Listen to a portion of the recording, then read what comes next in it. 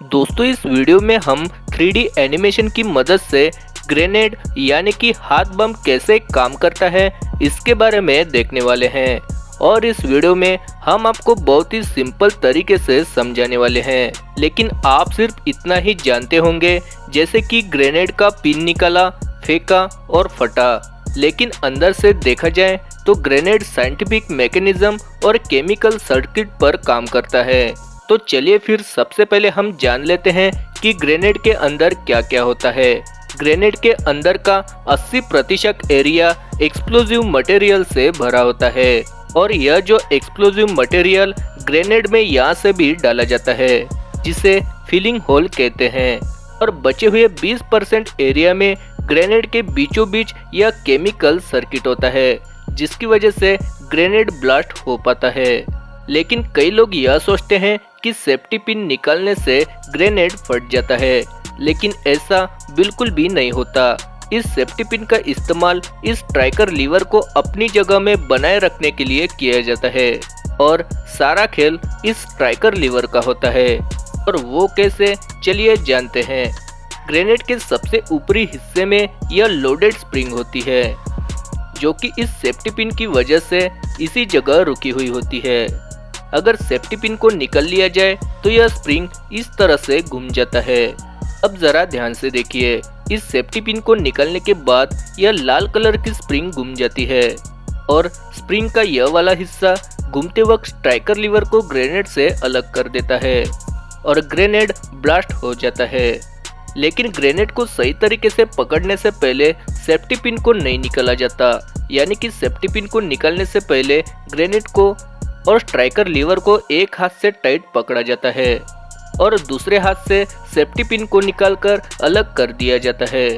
अब इस पोजीशन में आप ग्रेनेड को जितना चाहो उतना वक्त पकड़ कर रख सकते हैं, क्योंकि यह ऐसे ब्लास्ट ही नहीं होता, क्योंकि अभी तक स्ट्राइकर लीवर ग्रेनेड से अलग नहीं हुआ है। लेकिन जैसे ही अब आप ग्रेनेड को हवा में फेंकोगे तो स्ट्राइकर लीवर को रोक कर रखने वाली उंगलियां, जिन्होंने एक तरीके से स्प्रिंग को रोक लिया था, वो अलग हो जाएगी और ब्लास्ट हो जाएगा। देखते हैं कि स्ट्राइकर लीवर ग्रेनेड से अलग होते ही ब्लास्ट कैसे होता है। देखिए, जैसे कि स्प्रिंग घूमती है और यह नीले रंग का स्ट्राइकर का होल्डर स्प्रिंग के साथ ही घूम जाता है और अपनी जगह से हट जाता है, जिससे स्ट्राइकर अपनी जगह छोड़ देता है और पूरे ताकत के साथ इस परकशन कैप से जा टकराता है। आप जो इस वीडियो में स्ट्राइकर स्प्रिंग देख रहे हैं, इसकी वजह से ही यह सब हो पाता है और इससे टकराते ही वहां पर इग्निशन तैयार हो जाता है, यानी कि आग की एक हल्की सी चिंगारी निकल जाती है, जिसकी वजह से केमिकल में आग लग जाती है। और इसकी खास बात यह है कि यहाँ पर आग लगने के बाद डेटोनेटर तक पहुंचने में कम से कम 4 सेकंड का टाइम लगता है, इसलिए इसको केमिकल डिले भी बोला जाता है।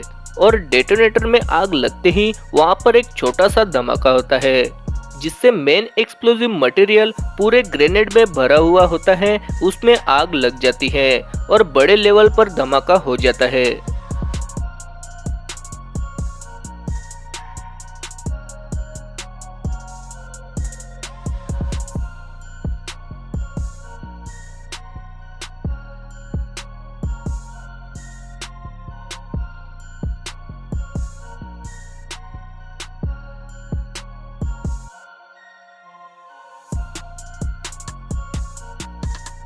ग्रेनेड के आउटर कवरिंग, जिसे कई लोग शेल भी कहते हैं, यह हिस्सा सेरेटेड आयरन से बनाया जाता है।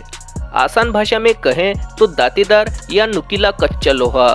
अब सेरेटेड आयरन का इस्तेमाल इसलिए किया जाता है ताकि ब्लास्ट होने पर यह ग्रेनेड के टुकड़े होकर एक बंदूक से निकली गोली की रफ्तार से दुश्मन के शरीर में घुस जाए, और जो ब्लास्ट से दुश्मन का नुकसान होगा वो तो अलग ही है। ग्रेनेड की 5 मीटर के अंतराल में किसी भी इंसान की जान जाना निश्चित है और 10 मीटर के अंतराल में किसी भी इंसान को जख्मी कर देता है।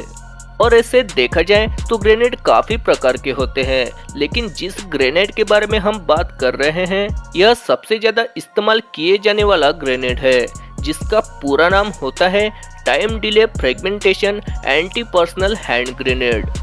दोस्तों इस ग्रेनेड के काफी सारे फायदे होते हैं, लेकिन सबसे बड़ा नुकसान यह है कि अगर दुश्मन को समय मिला तो वह इस ग्रेनेड को आपके पास वापस भी फेंक सकता है, क्योंकि यह ग्रेनेड 6 सेकंड से पहले नहीं फटता।